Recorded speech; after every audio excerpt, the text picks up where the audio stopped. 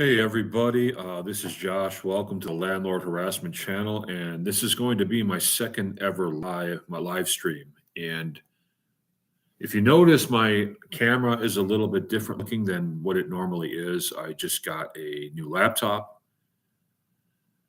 and I am testing the camera quality abilities of this new laptop. You know, it doesn't seem to be as good a quality, at least from what I'm seeing, as my phone is, but we're just going to go with it for now. So, wanted to give you guys a report about me. Now, you guys know that my latest health challenge is getting myself off of a blood pressure medication called atenolol.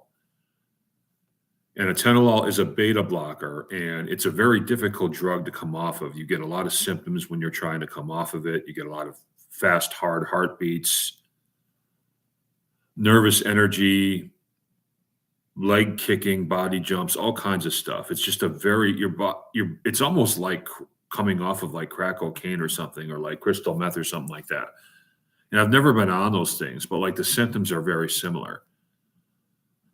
So I wanted to give you guys a report about that. Now, the report is this: it's positive. It appears that I'm pretty close to successfully weaning myself down to 25 milligrams of atenolol a day. I've done that for the last couple of days. I've been able to live with the symptoms, and hawthorn berry and magnesium are helping me out a lot with like the symptoms. So that's helping me a great deal. But if you remember, I started out at 200 milligrams a day, then weaned down to 100, then weaned down to 75, then weaned down to 50. And now it appears that I have successfully weaned my way down to 25 milligrams a day, although I'm going to have to wait a couple more days to make that determination. So I'm getting there. I'm getting there. And I'm so happy about it because like this drug has sapped so much of my life. Like I said, it saps all your energy. It blocks all your body's energy receptors. It slows everything in your system down. It just basically takes your life right from you. And I've reached a point where, you guys know I've been on this health journey for almost 20 months now. It'll be 20 months in about 3 days, where I've lost a bunch of weight. I've lost 130 pounds so far, but I've got 120 more to go. And I've reached a point where I've pretty much lost all the weight and gained all the health I can possibly gain while still on this drug. It saps your testosterone too, so it does a lot of bad stuff to you. So I have to get off this drug if I really want to take the next step and complete my health journey into like fully good health. And that's just the way it is. So I have to deal with the symptoms, just like when I quit drinking alcohol 15 years ago. I have to deal with the symptoms of coming off of alcohol. I now have to deal with the symptoms of coming off of atenolol. But I'm willing to deal with it because I'm willing to see what's on the other side of this, right? So that's what it is. Now, to get into some of the things I wanted to talk about on this live today, the first thing is that if you see my other videos, you know that I preach having an all-natural diet, no preservatives, no chemicals, and so on and so forth. And if you see my videos about atenolol, you know that I largely preach against taking medications because I know the harmful effects of medications, right? Like the medications doctors prescribe, whether it's for blood pressure, heart meds, anything else. So one might think that I'm completely against taking medications that a doctor might prescribe to you, but I am not. My position is a lot more nuanced. Like people in the medical industry, like doctors, will say that to always take your medications. You'll probably need to take these medications for the rest of your life and so on. People in the nutrition industry who run like little vitamin shops online and stuff, they'll tell you the exact opposite. They'll tell you never take any medications that a doctor prescribes you. They're all dangerous, blah, blah, blah. The truth is they're both wrong. It's true that medications are dangerous. So the nutrition industry is right about that. But the truth is they have their place. Like all these medications that are meant to like say lower cholesterol or lower blood pressure or lower heart rate or um, help your heart pump efficiently when your heart is partially blocked by plaque or whatever. Those medications have their place. The problem is that people stay on them for the rest of their lives, and that's what damages their body. I think these medications were only meant to be temporary. So let's say you've had a heart attack. They put a stent in you and they give you these heart meds. You were probably only meant to take those heart meds for 3, 4, 5, maybe 6 months at the most. And in the meantime, you're supposed to be working on your diet so that you eat a healthy diet so that you can get off those meds in 3 to 6 months so that your heart is going to be cool. And that's the same with blood pressure or anything else. So I think, those medications exist for a reason. God made every herb, seed, and chemical in the world. So no medication is evil or bad within itself. But those really strong medications that are controlled by like the medical industry, like the blood pressure meds and all that, they're meant to be taken on a temporary basis, much like pain medication, much like medication like opiates and stuff like that. Opiates are great for a short-term deal. If you just had a tooth pulled out or you had an injury or whatever, but you're not still supposed to be taking them 6 months later. And I think it's the same with other medications. I think it's the same with heart medications, blood pressure medications, all that sort of stuff. So stick to taking natural vitamins and stuff, because your body actually needs vitamins and minerals. Your body actually will use those in a positive manner, whether you take them for short term or for long term. Now, my next subject I wanted to talk about is a subject that I talked about a lot on here, and that's your low salt uncle. And I've even made a couple of videos about this. Your low salt uncle is a fraud.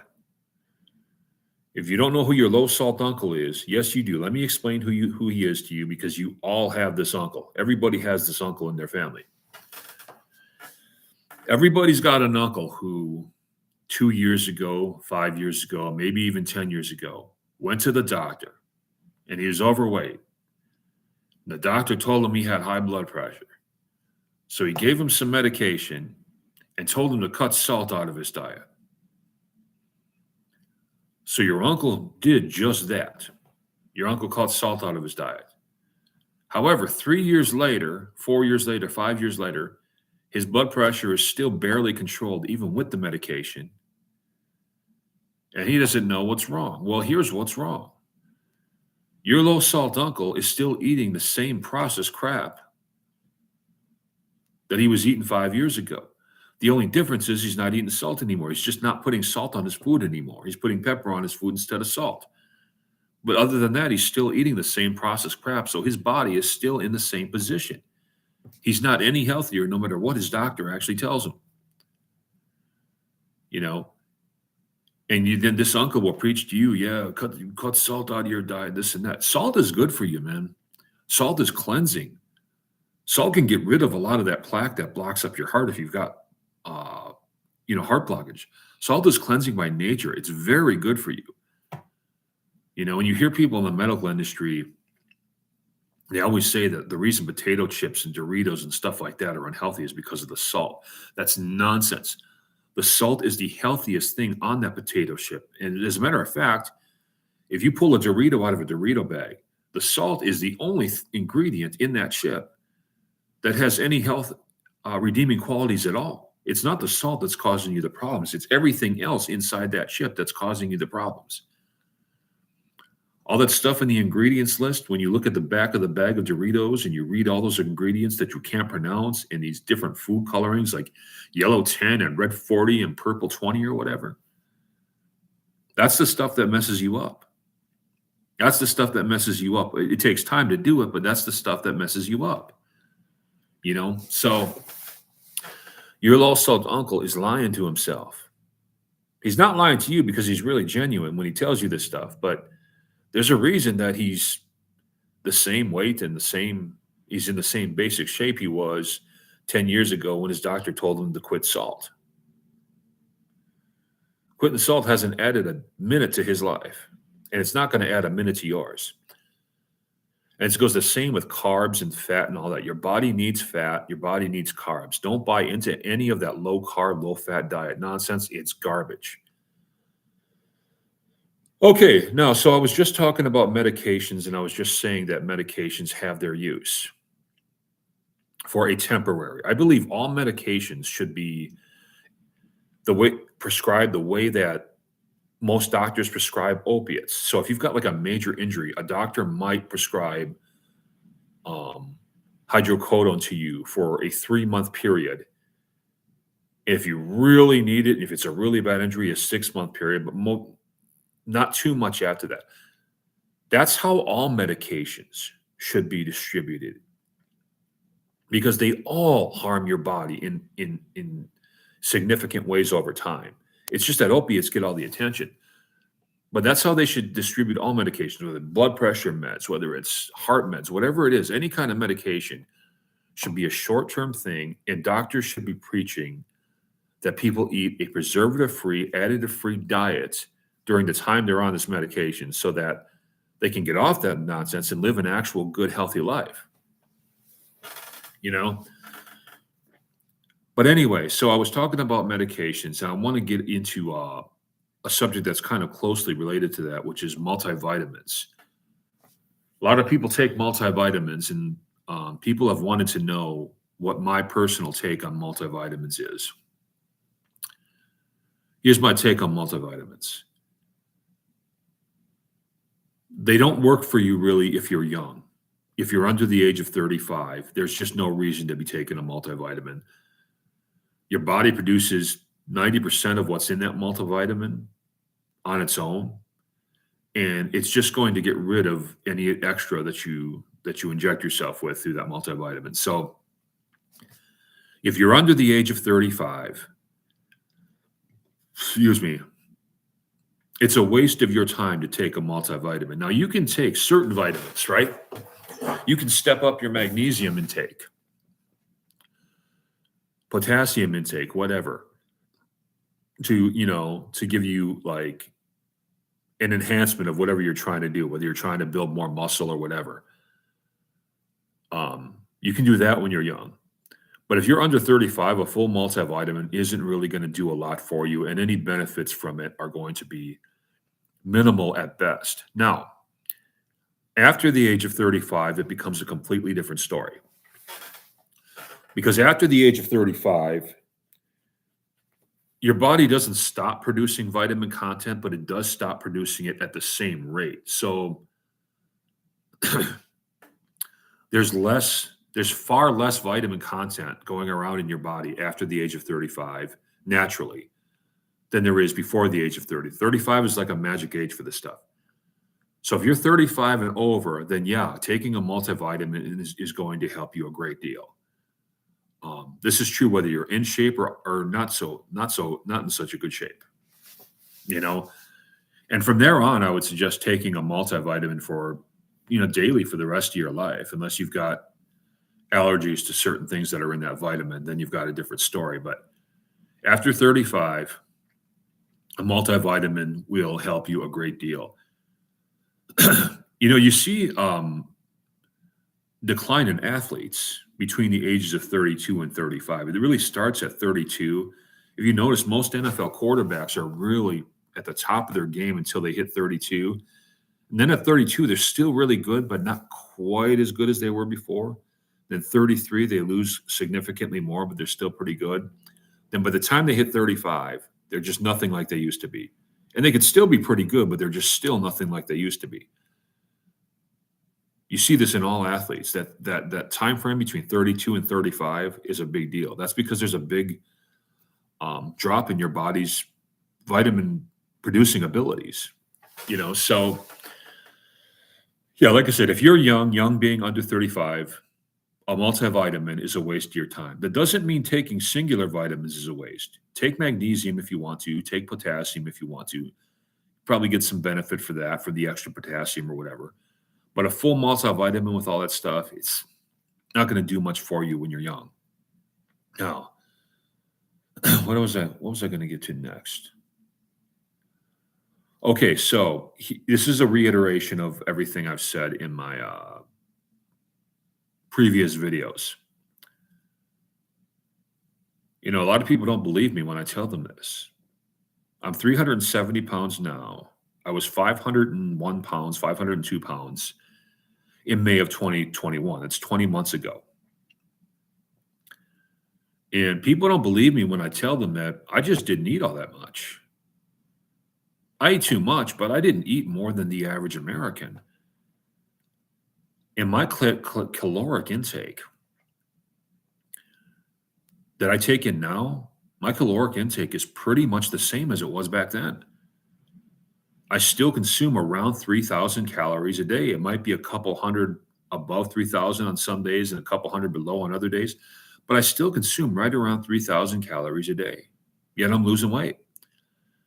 Um, and it's because of the type of food I'm eating.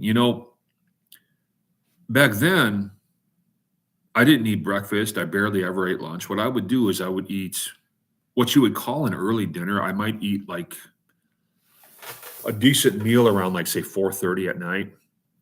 And then I would usually have another decent to big size meal around 9:30 at night. And I might eat a couple of cheeseburgers and like an entire bag of Doritos, right? Like an entire big bag of Doritos. Now, some of you might stop me and say, hey, wait a minute. You just said you weren't eating too much, but you were eating an entire bag of chips every night. That might sound contradictory to you, but it's not. What a lot of people don't realize, and you can look and you can go to the store and look at this and check this out for yourself if you think I'm lying. An entire bag of Doritos is generally only about 1,200 calories. That's the entire bag. It's generally only like 120 or 130 calories per serving, and there's usually about 11 or 12 servings in those bags. So if you eat an entire bag of Doritos, you've only consumed about 1,200 calories. Add the cheeseburgers to the mix, that's about another 1,000. And then add, fries if I was having McDonald's fries, and you've got right around 3,000 calories. So that's what I ate every day. It was my caloric intake then was the same as my caloric intake now, which is around 3,000. It's not the calories that were making me fat. It's the type of calories I was eating. And this is why it all comes back to preservatives and additives. It all comes back to getting preservatives and additives out of your life. Preservatives and additives changes the way your body processes fat and other stuff that comes into your system. It slows it way down. So if you already have a slow metabolism like I do, those preservatives and additives are going to slow it down that much further, and you're going to end up with obesity. And that's exactly what happened to me. I didn't eat any more than the average American, but I became a lot bigger than the average American anyway. Because I already have a slow metabolism in the first place. It's just something I was born with, something I got to deal with. And those preservatives and those additives made sure that my metabolism worked even crappier than it already did. So that's how I became obese. When I got rid of the preservatives and additives, I was, you can say, 130 pounds off in a year and a half. So speaks for itself. All food is healthy, almost all food, until preservatives and additives get thrown into the mix. The meals that you go to McDonald's to eat, when you go to McDonald's and you order, like, say, a double quarter pounder with cheese and fries, that food is actually healthy. The burger is meat. Meat is good for you. The fat in the meat is good for you. What are fries? Fries are potatoes. Potatoes are good for you. So why is potatoes from McDonald's unhealthy for you? Why is burgers from McDonald's unhealthy? It's unhealthy because that stuff is injected with all kinds of chemicals and additives and preservatives, and deep fried, which adds to the mix. But even if it weren't deep fried, you'd still have all that problem of all the chemicals and preservatives.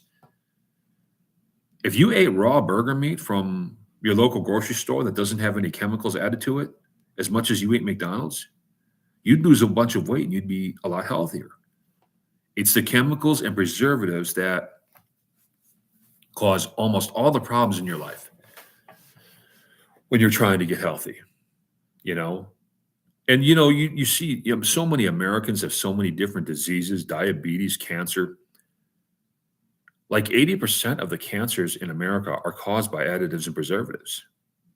It really is true. And this is the reason people didn't get to use. There are so many cancers going around America now that didn't even exist in the 1950s. Why do you think that is? Because we've corporatized food, and companies have a vested interest in making food last longer so that more people will buy their food. So they inject it with a bunch of stuff to make it last longer and make it more addictive. And that's why we are where we are in America today. It's just that simple. So it all comes down to getting preservatives out of your life. You can eat as many calories as you want when you're not eating preservatives and additives. Now, there is some limit to this. All right. Once you start getting past 5,000, 6,000 calories a day, even if you're eating healthy, you're probably going to have trouble losing weight when you're eating that much, unless you've got like an intense exercise regime. Now, you won't gain weight because it's fairly impossible to gain weight when you're eating truly healthy food, no matter how much of it you eat. But after 5 or 6,000 calories without an intense exercise regime, you probably won't lose much weight. But see, when you're eating healthy food, you're very rarely going to want to eat 5 or 6,000 calories a day anyway. It's not going to, the subject isn't going to come up that much. You know what I'm saying? You're going to be relatively satisfied at 3,000, 3,500, 4,000 calories a day at the most. So you're going to be good. You know what I mean? Because healthy food fills you up, makes you feel fuller. As to where food with additives and preservatives, you're always like wanting more food because they intentionally put addictive chemicals into that food. Oh, somebody's asking me something. I just now, no, hair juicer. How are you doing? Okay, so it's not letting me read your entire question. Hold on. Okay, would have guessed more than that in chips. That's what a lot of people think. But seriously, go to your grocery store today and just grab an average size bag of Doritos and look at the back of it. Look at the calories per serving, and then look at how many servings there are. I guarantee you that entire bag doesn't possess more than 1,500 calories, and it probably possesses like around 1,200. Have I tried intermittent fasting? Yes. I was fasting once a week for a while. I kind of gave that up, not because I wanted to, but because I'm working on some other things. But the fasting once a week wasn't that hard for me. I just gave it up to focus on other things. So I don't know. I'm gonna get back into it, but like right now, while I'm coming off this medication, like I was talking about earlier, I don't want to add stress because coming off this medication is adding a lot of stress as it is. Hair juice at 3,000 again. I only eat once a day, usually cram like 4,000 calories a day for dinner. Super satisfying, more like intermittent fasting. And you know what? There's nothing wrong with that. A lot of nutritionists seem to think that eating 6 small meals a way is the only way to go. And you can do that. It's fine to do that. But if you're eating 4,000 healthy calories a day, once a day for dinner, and you're just having like a big feast every night, you're doing people who eat 6 small meals a day aren't any healthier than you are. This is what people have done since the beginning of time, right? Since Adam and Eve were created. How did, people in caveman days, they went out and worked and hunted all day or whatever they did, and then they came home and ate their big meal at night. And they didn't get fat. They didn't get fat because preservatives and additives hadn't been invented. So anybody who tells you that like eating big at night or whatever, that there's something unhealthy about it, it's not true. Now, you don't want to eat too late. You don't want to eat a big meal within 2 hours of going to bed because then it'll be just harder to burn calories, but it'll probably be harder for you to sleep anyway, especially if you're older. But 6, 7 o'clock at night, you have your big meal, 4,000 calories. As long as it's healthy food, then you're getting all the health benefits from it. And don't let anybody tell you any different. Just get rid of the preservatives and the additives, and uh, that's really about it. It all comes down to that. It all comes down to preservatives and additives. And I know I sound like a broken record when I say this, but it's the real truth. Almost all our health problems in America are coming from preservatives and additives. You know, if we got those out of our lives, listen, have you ever seen video footage of people from the 1940s walking around? Like in downtown New York City, there's video footage you can see on YouTube.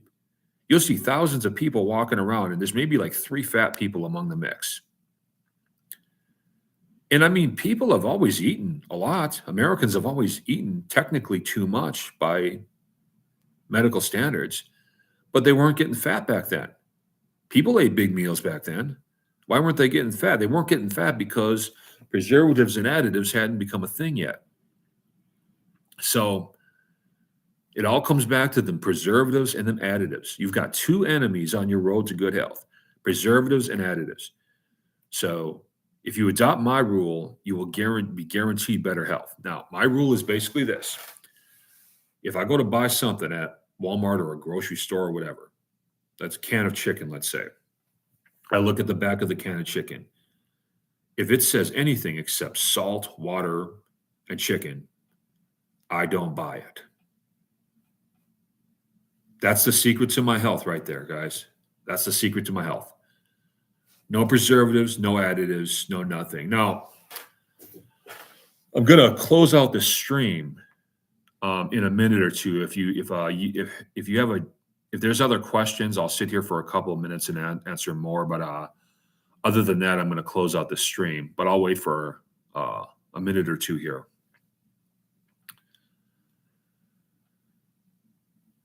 And so it does take some determination too to get healthy, especially when you've got the long road that I had. Like I started out at 502 pounds, and I need to get down to 250. 250 is like my ideal weight. Now I'm 370 right now, and I'm getting there. So I'm on my way. But it also takes an iron mentality, and I said that in my last video. Like the one thing you control in your life is your mentality. And it takes an iron mentality to reach any goal in your life, whether that goal is losing weight, whether that goal is making money, whatever it is, that's what it is. So, I don't know. I guess that's all I had to say for now. It doesn't seem like there's any more questions or anything like that. So I'm going to end this stream, but you guys have a good one, and I'll talk to you guys after the new year. Oh, wait a minute. Hair Juice Year 3000 said something else here. Am I still here? Am I still live? Please tell me if I'm still live. I hope I'm still live. Yeah, I'm still live. Okay. Swearing off soda was huge for me. Thank you, Hair Juicer. Swearing off soda was huge for me. Almost got to 200 years ago. I'm assuming you meant 200 pounds. I'm 160 now, 5 now. Drinking Papagan just as a crutch for booze. Stopped a month ago after daily drinking for 12 years. Well, first of all, congratulations on your sobriety. But you got to get rid of that soda, man. That's just as bad for you as alcohol, if not nothing else. But I'm going to give you some advice on this, and this is some really good advice. So when I first got off of processed foods, the first thing I did was to get rid of processed sugar. And the soda is giving you a sugar rush, which is helping you with like the alcohol withdrawals and whatnot, right? Here's something that I didn't mention in this video. Real sugar is extremely healthy. It's very healthy, no matter what people tell you. You can consume as much real sugar as you want, and you're not going to gain weight from it or get hurt from it or whatever. Now, real sugar only has 2 or 3 sources: fruits, honey, and like 1 or 2 other things. My suggestion to you, this is what helped me get off of processed sugar, and it did the trick for me perfectly. Go buy yourself a couple of jars of honey, okay? Every single time you have a sugar craving and you want some soda, just take a spoonful or 2 of honey. That's all you got to do. Take a spoonful or two of honey. Every time you're thinking, I need to go get a soda, take a spoonful of honey or two instead. Now, you will still be somewhat tempted to drink the soda at first, but the honey will do more than enough to quell your cravings to the point where you won't actually go and get one. So feed your sugar cravings. Just do it with real sugar. And honey, it hits your system so fast, just the way soda does, except honey is healthy for you. Now, there's an Amish colony near. Yeah, get some honey from them if they produce honey. Now I just lost my train of thought. What was I going to say? Okay, so now when you buy honey, you can buy honey from a grocery store if you want to, but some of that honey is fake and been injected with corn syrup and whatnot, especially if it's corporate honey. If you look at the back of the label of honey and you see it's made by like Kellogg's or something like that, don't get it. Follow my rule. My rule is this. I only buy honey that's made within a 50 to 75 mile radius of wherever I am at the time. So right now I'm in Ames, Iowa. I'm only going to buy honey that's within about 100 miles, that's been produced within 100 miles of here, because then I know it's local and it actually came from a farm and it hasn't been tampered with. So just do that. If you say there's an Amish colony near you, yeah, get natural honey. But if you get it from the grocery store, just look at the label and see where it's made. If it's made within 50 or 100 miles of you, then and it's made on a farm, then yes, get it.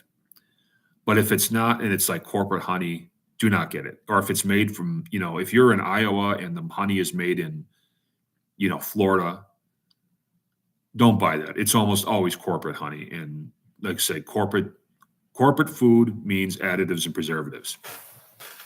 So that's what it is. But yeah, honey will do it you're going to be taking in a lot of honey at first when you first start doing this, and it's going to mess with your sleep. But the thing is, when you're coming off of processed sugar, you're not going to be sleeping that well for the first couple of weeks anyway. So you might as well just go and have as much honey as you want, right? Because when your body is clearing itself from those kind of chemicals, it does mess with your sleep. What's going to happen is you're going to have a night of good sleep and a night of bad sleep and then another night of good sleep. It's just going to go back and forth. At least that's what's happened with me. But yeah. But after a couple of weeks, you're not going to need as much honey to satisfy your cravings. And that's a good one. And that's a good thing, but it's still going to taste good to you when you do have honey. Now, when you first start this, you're probably going to be taking like 12 spoonfuls of honey a day, if not more, especially if you drink a lot of soda. But after a couple of weeks, you're gonna like be craving that honey and that sugar less and less. You're still going to crave it, but you're only going to crave it like 3 times a day. And that's where you're supposed to be. So